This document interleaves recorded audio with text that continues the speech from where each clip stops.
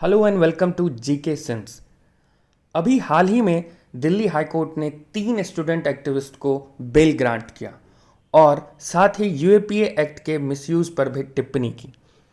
इसके बाद ये चर्चा शांत हो ही रहा था कि एक 84 साल के एक्टिविस्ट स्टैन स्वामी का जेल में ही निधन हो गया।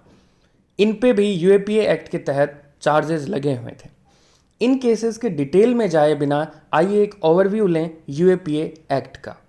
यूएपीए और अनलॉफुल एक्टिविटीज़ प्रिवेंशन एक्ट लाई गई 1967 में, जब हमारी country both external and internal matter पे कई प्रॉब्लम्स में उलझी हुई थी। इंटरनल मैटर्स बाधा ना बने एक्सटर्नल इशूज से डील करने में, इसलिए हमारे सरकार ने ये एक्ट लाया जिसमें सिटीजन्स के कुछ फंडामेंटल राइट्स को कर्ब डाउन किया गया। इसके बाद आने वाले वर्षों में आतंकवाद से निपटने के लिए भारत सरकार ने कई सारे कानून बनाए, जैसे कि टाडा, पोटा इत्यादि। पर 2004 में जब नई सरकार बन के आई तो उन्होंने पोटा को रिपील कर दिया, यानी कि हटा दिया। पर ऐसा करने से आतंकवाद से जुड़े कानून में एक वॉइड क्रिएट हुआ, जिसके वजह से कुछ चैप्टर्स ऐड किए गए यूएपीए एक्ट में अमेंडमेंट लाकर। इसीलिए कई बार इसे पोटा 2.0 कह के भी रेफर किया जाता है।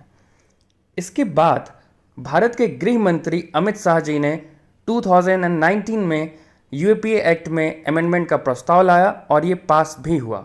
बहुत सारी महत्वपूर्ण एडिशन किए गए, जिनमें से एक है किसी इंडिविजुअल को टेररिस्ट डिक्लेयर किया जा सकना। इस अमेंडमेंट के पास होने से पहले तक ये कानून सिर्फ ऑर्गेनाइजेशन लेवल पे एक्शन लेने तक सीमित थी। इससे होता ये था कि ऑर्गेनाइजेशन पे बैन लगने के बाद भी इंडिविजुअल लेवल पे इन ऑर्गेनाइजेशन के मेंबर्स एंड लीडर्स खुद को इससे अलग कर एक्टिव रहते या फिर वो न्यू ऑर्गेनाइजेशन फॉर्म कर लेते। पर 2019 के इस अमेंडमेंट के आने के बाद ये एक्ट किसी इंडिविजुअल पे भी लागू होता है। इसकी आलोचना मुख्यतः इस वजह से होती है कि कई बार ऐसा पाया गया है कि सरकार अपने विरोध में उठने वाली आवाज़ों को दबाने के लिए इसका मिसयूज़ करती है। इस एक्ट के तहत जिन्हें भी बुक किया जाता है वो 180 डेज तक, यानी कि 6 महीने तक अपने राइट टू बेल को एक्सरसाइज नहीं कर सकते।